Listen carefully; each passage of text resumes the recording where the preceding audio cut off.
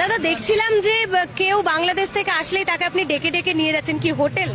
এটা হোটেল আছে, হোটেলে গেছে ওরা, মানে ওনাদের চিকিৎসার জন্য আসছে, তো সব হচ্ছে না, কম পয়সার মধ্যে রুম চাইছে। এখন তো অবস্থা বহুত সব খালি আছে, কম পয়সা দিয়ে দিচ্ছে, 600-700 যেখানে 1000-1200 সেখানে 500-600-700-500 টাকা রুম দিয়ে দিচ্ছে।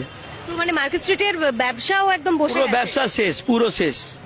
মার্কেট স্ট্রিটে যত ব্যবসা সব শেষ, হোটেল বলেন, ট্রাভেলস বলেন, এই রোডে চলার রাস্তার জায়গা পাওয়া যায় না।